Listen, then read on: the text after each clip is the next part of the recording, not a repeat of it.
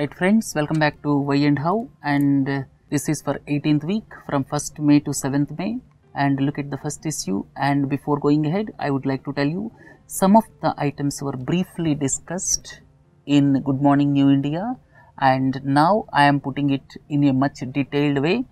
An ordinance was promulgated by the government to tackle the bad loan problem. Here, three important points I would like to tell you.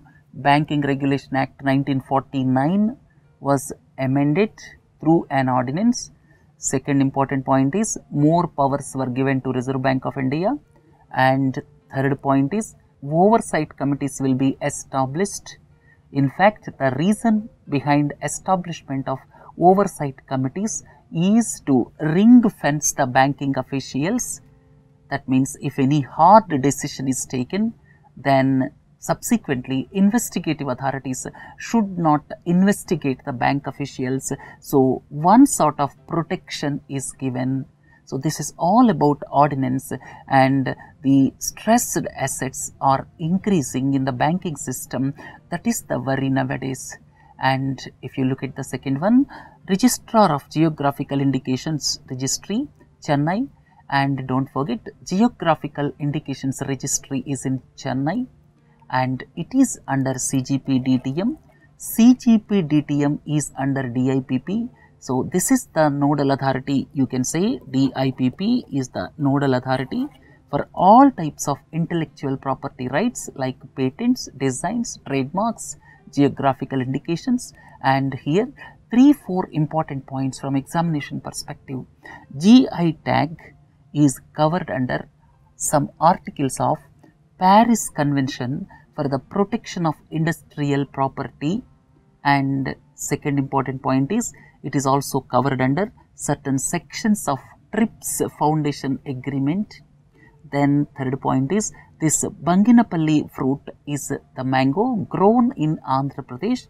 Then one important aspect is Darjeeling tea was the first product in India accorded with GI tag status in 2004-5. Then the fifth point is this GI tag is given for agricultural. Please look into this, very important. Agricultural, natural and manufactured goods, or any goods of handicrafts as well as food products. And if you look at the list of the geographical indication tags given by the ministry, here most of them appears to be of handicrafts, right? So handicrafts, food products, agricultural products, natural products, manufactured goods. So this is very important. Another thing is GI tag is valid for 10 years and subsequently it has to be renewed. So these things from examination perspective, don't forget. The next one is Union Government approved National Steel Policy of 2017. And here I would like to tell you in a detailed way, at present our finished steel production is 89 million tons, and the installed capacity, or you can say installed capacity of crude steel production is 122 million tons. So the crude steel capacity is 122 million tons. This has to go up to 300 million tons. And at present finished steel production is 89 million tons, and that has to go up to 255 million tons by 2031. These two things are very important. And another point is it is expected to invite around 10 lakh crores of investment. Additional investment is expected rupees 10 lakh crore. And if you look at another aspect, the per capita consumption of finished steel at present is 61 kg in our country, and it is expected to go up to 158 kg by 2030-31. Then one more thing is domestic availability of washing coking coal will be increased, and import dependence will be reduced from at present 85% to around 65% within this 14-15 years, right? These are important aspects. And if you look at the key features of this National Steel Policy 2017, self-sufficiency in steel production, and give policy support and guidance not only to private manufacturers but also MSME steel producers and CPSEs, encourage adequate capacity addition, then cost efficient production. Like this, please go through the key features of National Steel Policy of 2017. Then if you look at, there are raising concerns. In fact, arguments or counter arguments are going on in Supreme Court during the week with regard to Aadhaar privacy. Here the argument is, my fingerprints and iris are my own. The state cannot take away my body. That is one argument. And the counter argument in Supreme Court says, right to body is not an absolute right, and you can have right over your body, but the state can restrict trading in body organs, so the state can exercise control over the body. And one more point is, India's biometric database is the world's largest, and during the past 8 years, government has collected fingerprints and iris scans from more than 1 billion residents. Right. Next one is, the damage to Great Barrier Reef is attracting world's attention, and one important aspect is corals as well as algae, they will have symbiotic relationship, and here this algae is being expelled by corals because of warming up of sea temperatures. And here some important points I would like to tell you. This Great Barrier Reef stretches for around 2,300 kilometers. It was declared as World Heritage Site almost 36 years ago, and it is a home to about 600 types of corals and 1625 species of fish, and UNESCO calls it a site of remarkable variety and beauty. This is near Australian coast, right, northeast of Australia. And here, what is the meaning of coral bleaching? A question is expected on this in technical terms. We have discussed several times about coral bleaching, but technically you should have clear idea about coral bleaching. Corals are marine animals and get their color and most of their food from the algae they live with them. So corals will get food from zooxanthellae algae. Because of warming up of sea temperatures, what happens? This zooxanthellae algae is expelled, which is known as bleaching. Higher temperature stress, algae causing the rich hues to disappear. Some marine scientists say that it is just like the impact of prolonged heat wave or drought in a forest. And what happens under prolonged stress conditions? Corals can expel algae, causing them to starve and die. About 1/5 of the corals died from 2016 bleaching.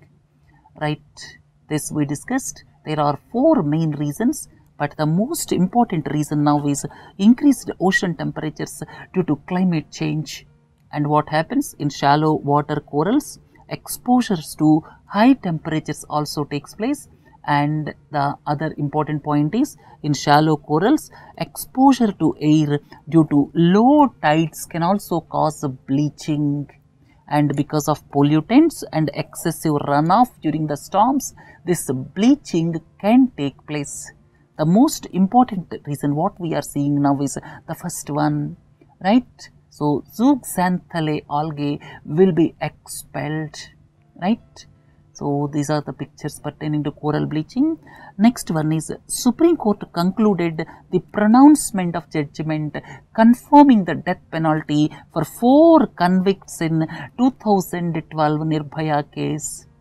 And subsequent to 2012 incident, certain things don't forget, Verma committee was constituted, and subsequently Criminal Law Amendment Act or Nirbhaya Act was brought, and a new law was incorporated with provision for death penalty under 376A of IPC. So if you look at section 376A of IPC, whoever commits a rape which leads to the death of the victim or causes her to be in a persistent vegetative state Under these two circumstances, punishment can be imposed, which may go up to the extreme capital punishment of death also, right? So this was incorporated subsequent to Nirbhaya incident of 2012 in Delhi. Look at the next one. The government launched Tarang Sanchar. What is this Tarang Sanchar? Tarang Sanchar is the portal to allow people to check electromagnetic radiation because of the installation of mobile towers. You see, the country has got over 15 lakh mobile towers, and one of the myths generated because of mobile towers is electromagnetic radiation. So here, detailed information about any tower site, if requested, will be sent by email to the users. Additionally, any person can request for electromagnetic field emission measurement at any location by paying rupees 4,000 online. And the program is launched basically to clear the myths and misconceptions about mobile towers and emissions from them. And the portal has the complete collated technical details of over 14.5 lakh base stations spread across the country of all technologies and all telecom providers.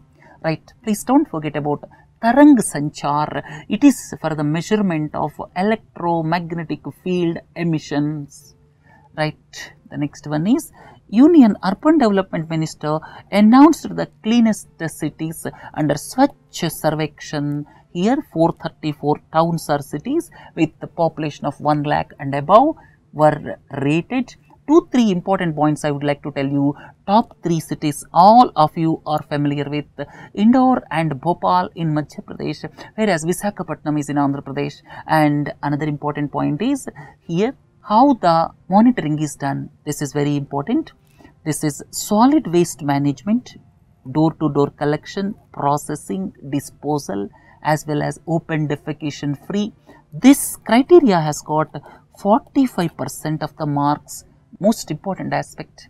Second one is data collection via personal and direct observations and assessments carried by independently. So independently data assessment was done, and this carries 25%. And citizens feedback was taken. Citizens feedback constitutes 30%. So from examination perspective, please keep these percentages in mind, right? So here Gonda in Uttar Pradesh is ranked as the dirtiest city out of 434 cities and towns. Fitch in the latest rating affirmed that India's sovereign rating at BBB minus stands as it is.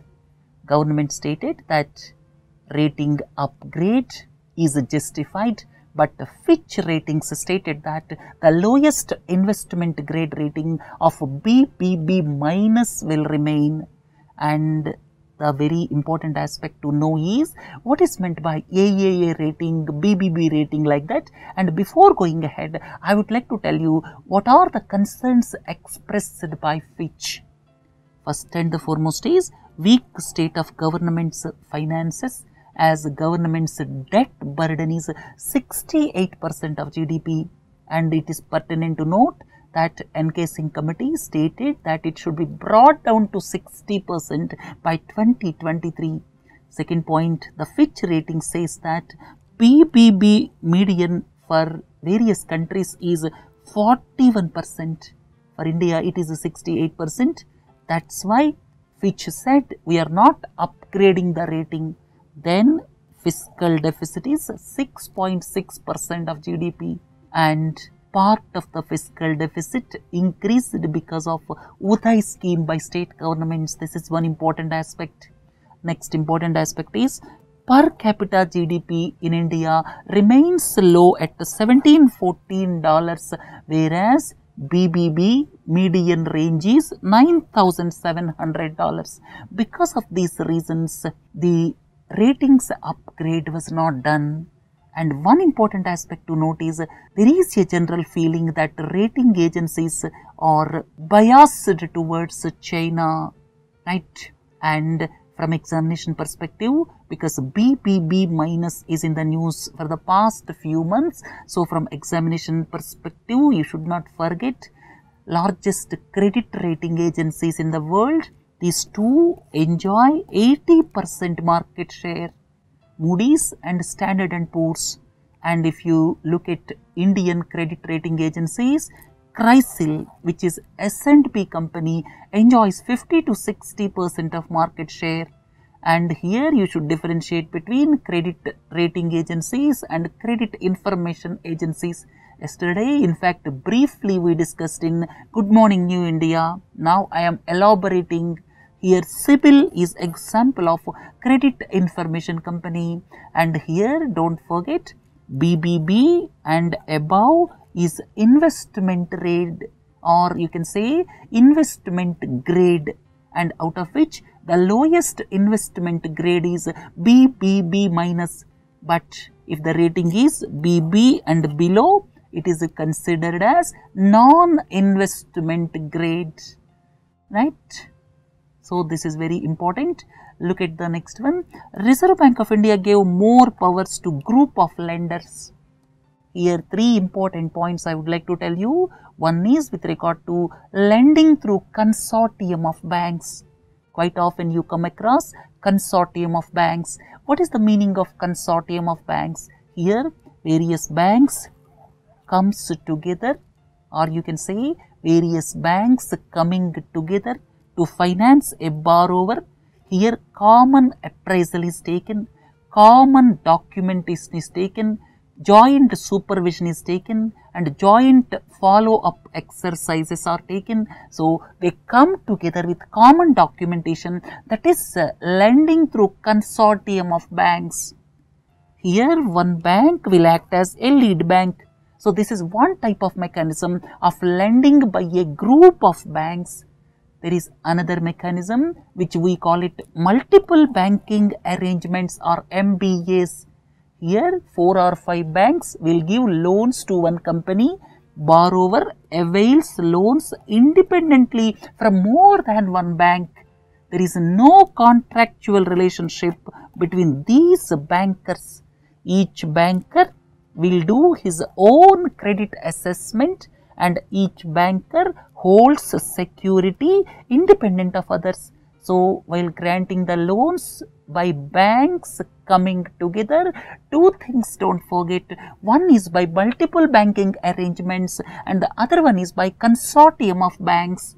And now Reserve Bank of India gave the new corrective action plan with regard to restructuring of loans, change in ownership under STRs and S4A. Here Joint Lenders Forum.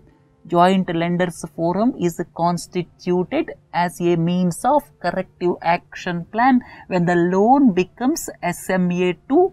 SMA2 means when stress is noticed and the loan is not repaid within 61 days, or you can say when the loan is not repaid and from that date up to 61 days to 90 days is SMA2, and during that period this JLF is constituted. And here with regard to the powers, decision agreed to by a minimum of 60% of creditors by value and 50% of creditors by number in JLF or Joint Lenders Forum is enough to approve any proposal. So here previous limit was 75 and 60. Now it is reduced to 60 and 50. Then let us look at the next one. Appointments Committee of the Cabinet has approved the appointment of 2 officials as Chairman of Tea Board and Coffee Board. Most important, I discussed in Good Morning India also. Here Ministry of Commerce and Industry monitors Coffee Board, Tea Board, Tobacco Board, Rubber Board, and one more important aspect is headquarters of these boards is also very important. Coffee Board is headquartered in Bengaluru, Tea Board in Kolkata, Tobacco Board Guntur in Andhra Pradesh, Rubber Board in Kottayam, Kerala, and these 4 are under the Ministry of Commerce and Industry. Ministry of Textiles has got 2 boards. One is a Central Silk Board headquartered in Bengaluru and National Jute Board headquartered in Kolkata. Similarly, MSME Ministry monitors Choir Board, which is headquartered in Kochi in Kerala. Next one is Union Health Ministry launched test and treat policy for HIV patients. Test and treat policy, don't forget, anyone who is tested and found positive will get the necessary treatment free of cost. And one more change which was brought by the Ministry of Health is anyone found positive will be provided with ART irrespective of his CD4 count. So here CD4 count and ART we discussed in a separate capsule. ART is a combination of antiretroviral drugs to maximally suppress the HIV virus. Right? Now this ART is recommended for all the patients irrespective of CD4 count. Previously, there was recommendation that CD4 count was below such and such level, then ART was recommended, but WHO stated in 2015, please introduce ART for the HIV patients irrespective of CD4 count, right? CD4 count, CD4 are the cells, white blood cells that play a major role protecting your body from infection. When CD4 count reduces, what happens? Your body will not give protection against diseases and various diseases will corner the body, right? Then the next one is US Trade Representative's Office placed India once again in priority watch list. We discussed this. Please look into this. We brought National Intellectual Property Rights Policy in 2016. In spite of this, US Trade Representative is keeping us in priority watch list. And what are the reasons? Reasons you can go through them. US is not happy with India with regard to Section 3D of the Patent Act. Section 3D of the Patent Act denies patents with small incremental changes. Second one is USA is not happy with compulsory licensing. Because of these reasons, India was kept in priority watch list. Right friends, we discussed some of the issues under various mini capsules. So that's why I skipped some of the issues, and important issues I discussed in detail. Right friends, so please view all the mini capsules so that you will have lot of insight into the current affairs. Right friends, please do join for facts and figures of 18th week. Have a nice day. Thank you.